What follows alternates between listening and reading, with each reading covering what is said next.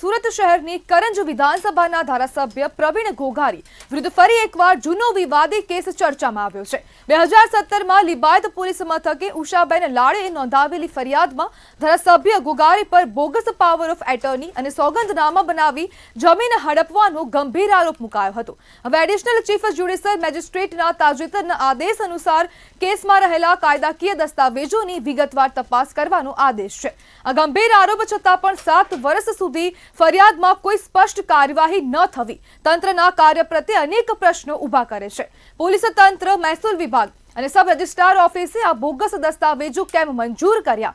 શું તંત્રએ જાણી જોઈને મામલો દબાવ્યો હતો? શું રાજકીય દબાણના કારણે તપાસ અટકી હતી? તેવા અનેક પ્રશ્નો હવે અહીં ઊભા થઈ રહ્યા છે।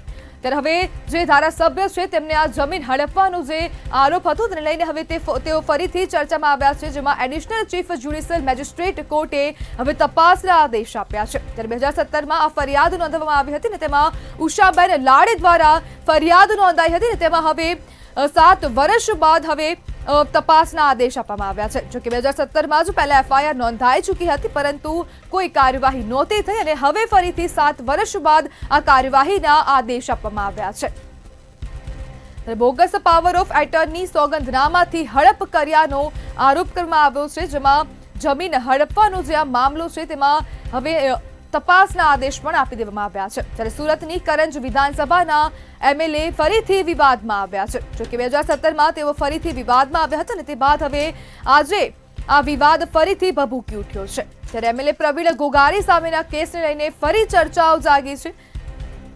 ત્યારે જમીન હડપી લેવાનો જે કેસ હતો તેમાં હવે તપાસના આદેશ આપવામાં આવ્યા છે। પ્રવીણ વિરુદ્ધ છેતરપિંડીના કેસમાં વધુ તપાસનો આદેશ હવે આપવામાં આવ્યો છે। ગોડાદરાની એક જમીન સંદર્ભના કેસમાં તપાસનો આદેશ આપવામાં આવ્યો છે। ત્યારે કોર્ટ દ્વારા હવે તપાસના આદેશ આપી દેવામાં આવ્યા છે અને ફરીથી આ જે ધારાસભ્ય છે તેઓ ફરીથી વિવાદમાં આવ્યા છે। ત્યારે 2017માં જ જમીન હડપવાના કેસમાં ફરિયાદ નોંધવામાં આવી હતી અને આ ઉષા લાડે દ્વારા ફરિયાદ કરાઈ હતી ને તે બાદ હવે ફરીથી કોર્ટનો આદેશ આવ્યો છે, જેમાં એડિશનલ ચીફ જ્યુડિશિયલ મેજિસ્ટ્રેટ કોર્ટે આદેશ કર્યો છે।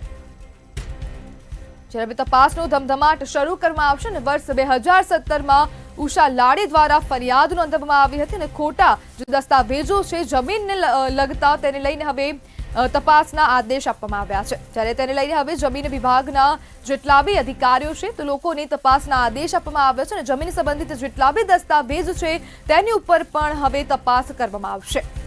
બોગસ પાવર ઓફ એટર્ની અને સોગંદનામા જેવા જમીનને લગતા જે દસ્તાવેજો છે તે નકલી બનાવવામાં આવ્યા હતા અને તે બાદ હવે તેમને આ જમીન હડપી લીધી હતી તેવો ઉષા લાડે દ્વારા આરોપ કરવામાં આવ્યો છે। સુરતની કરંજ વિધાનસભાના ધારાસભ્ય ફરીથી વિવાદમાં છે। પ્રવીણ ઘોઘારી સામેના કેસને લઈને ફરી હવે ચર્ચાઓ જાગી છે।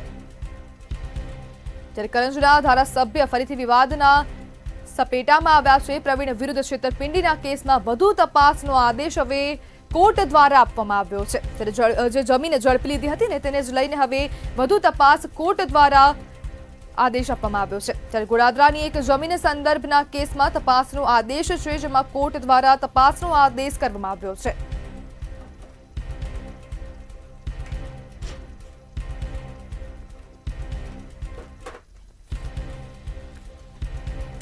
તેની સાથે કોંગ્રેસના નેતા અસલમ સાયકલવાળા જોડાઈ ગયા છે।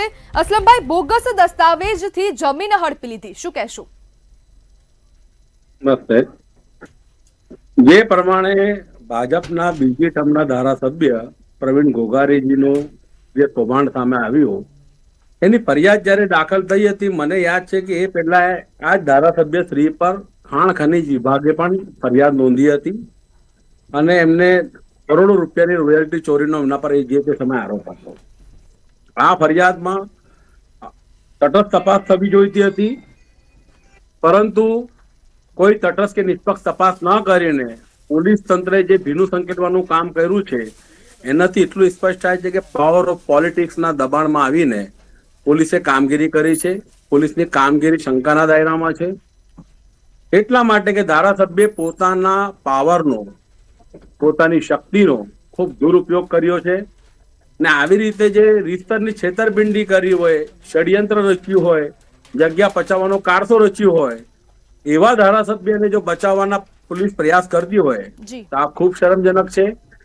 ધારાસભ્ય પોતે જવાબદાર પદ પર છે તો એમને આવું ન કરવું જોઈતું હતું, વિચાર કરવો હતું, કારણ કે જે તે સમયે ફરિયાદ દાખલ થઈ ત્યારે પણ એ ધારાસભ્ય હતા ને એના પહેલાથી 2 ટર્મ સુરત મહાનગરપાલિકામાં કોર્પોરેટર તરીકે ફરજમાં હતા જ. જી એટલે જાહેર જીવનમાં વર્ષોથી છે પ્રવીણભાઈ ઘોઘારી, પરંતુ ભારતીય જનતા પાર્ટી જી એ દિન પ્રતિદિન ભ્રષ્ટ જનતા પાર્ટી બની રહી છે ગુજરાતમાં. જી અને ગુજરાતમાં ભાજપમાં અસલમભાઈ, જોડાઓ હવે ને ભ્રષ્ટાચાર ધારાસભ્ય હોવું તે કાયદાથી પણ ઉપર આ છે. જો એ પ્રણાલી પડી ગઈ છે.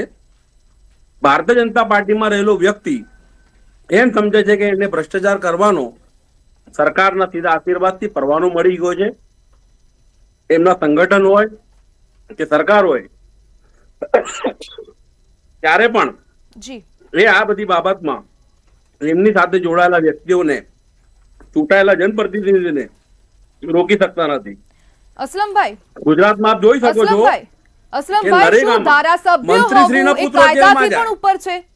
મંત્રીશ્રીને વિધાનસભામાં હાજર ન રહેવાનું ફરમાન કરવામાં આવે પણ એને કાઢી નહીં મૂકે, એને પણ છાવરે. વડાપ્રધાન શ્રીની દાહોદની મુલાકાત હોય તો એ ભ્રષ્ટ મંત્રીને એમ કહે, આદેશ આપવામાં આવે કે તમે એમની સાથે ના જોડાણ. તમે આ બધી માર્ગદર્શિકા બહાર પાડો છો તો આવા જે તમારા ચૂંટાયેલા જનપ્રતિનિધિઓ જે લોકોના પૈસા કે સામાન્ય પ્રજાજનોને રંજાડી રહ્યા હોય એની સામે કડક કાર્યવાહી કરતા કેમ ખચકાઓ છો? મારો આ પ્રશ્ન છે ભારતીય જનતા પાર્ટીના લોકોને. અસલમભાઈ, મહેસૂલ વિભાગ અને સબ રજિસ્ટ્રારની ઓફિસમાં ખોટા દસ્તાવેજો મંજૂર કેમ થયા? હું એ જ કહું કે પાવર ઓફ પોલિટિક્સના કારણે એનો દુરુપયોગ કરવામાં આવ્યો.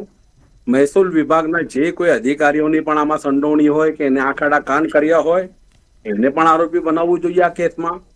અને સીઆઈડી ક્રાઇમની પાસે આપણે એટલી અપેક્ષા રાખીએ કે એને આમાં નિષ્પક્ષ રીતે તપાસ કરવી જોઈતી હતી, પરંતુ ક્યાંક ને ક્યાંક એવું લાગે છે કે આ તપાસમાં કમલમના સીધા ઓછાયા હેઠળ કે કમલમના દબાણ હેઠળ તપાસ થવી હોય તો જ આવા ગંભીર કેસમાં પણ એથી સમરી ભરી હોય અને નામદાર કોર્ટે એમને લપડાક આપી. જી જ્યારે નામદાર કોર્ટે એમની સી સમરીને રિજેક્ટ કરી એ જ દર્શાવે છે કે નામદાર કોર્ટને પણ ક્યાંક લાગ્યું છે જી કે આ જે ગુનો છે, આ જે બનાવ છે એમાં ક્યાંક ને ક્યાંક ધારાસભ્યશ્રીની ખૂબ ઊંડી ભૂમિકા છે, શંકાસ્પદ ભૂમિકા છે. જો ફરી તપાસ સીઆઈડી ક્રાઇમ પાસે આવી હોય જી તો આપણે એને પણ અપીલ કરીએ છીએ કે તમે આમાં નિષ્પક્ષ અને તટસ્થ રીતે તપાસ કરો. પ્રવીણભાઈ ઘોઘારી ભાજપનો ધારાસભ્ય છે એટલે એને ગુના કરવાનો પરવાનો મળી ગયો એવું ના સામાન્ય લોકોમાં છાપ પડવી જોઈએ. ફરિયાદીને પણ એમ લાગવું જોઈએ કે એની સાથે ન્યાય થયો છે. આજે નીચેથી ઉપર સુધી, તળિયેથી લઈને ઉપર સુધી ભારતીય જનતા પાર્ટીનું રાજ છે તત્ર સર્વત્ર. એટલે મેં તમને કીધું ને, ધારાસભ્ય તો ઠીક, ભાજપમાં જોડાયેલો સક્રિય આગેવાન પણ પોતાને એમ સમજે છે કે એને ભ્રષ્ટાચારનો પરવાનો મળી ગયો છે. એના લેવલે, નીચેના લેવલે ભ્રષ્ટાચાર કરે છે. ધારાસભ્ય લેવલનું કરે છે. જ્યારે આ સરકારમાં મંત્રીઓ જ બાકાત ના રહેતા હોય ભ્રષ્ટાચાર કરવામાં, શરમ ના અનુભવતા હોય તો આપણે બીજા પાસે શું અપેક્ષા રાખીએ? પણ તંત્ર એ કોઈ રાજકીય પક્ષનો સાથે જોડાયેલો નહીં હોવો જોઈએ. તંત્રનું કામ છે કે એને સંવિધાન મુજબ કામ કરવું જોઈએ, દેશના બંધારણ મુજબ કામ કરવું જોઈએ અને એના માટે સર્વ સમાજ, એ સર્વ ધર્મ સમાન એને ફરજનું પાલન કરવું જોઈએ. પરંતુ ક્યાંક ને ક્યાંક ગુજરાત સરકારનું જે શાસન છે એ ભારતીય જનતા પાર્ટીના આગેવાનોને લાગુ ન પડતો હોય અને માત્ર ગુજરાતની સામાન્ય પ્રજાજનોને લાગુ પડતો હોય એ રીતની જે નીતિ ચાલી રહી છે એ ખૂબ દુઃખદ છે. તંત્રને પણ અપીલ છે કે ભારતીય જનતા પાર્ટીની કમરછપ કામગીરી કરવાનું આપ બંધ કરો. જે તટસ્થતા અને નિષ્પક્ષતા આવા ગંભીર ગુનામાં રાખવી જોઈએ રાખો, અને કસૂરવાર હોય તો એને જેલના સળિયાની પાછળ ધકેલો. તમે જાતે ન્યાય કરી દો કે આ માણસ સાચો છે કે આ માણસ ખોટો છે. બસ આપણી આટલી જ અપીલ છે. બંધ. જી અસલમભાઈ, જોડાવા બદલ આપનો આભાર.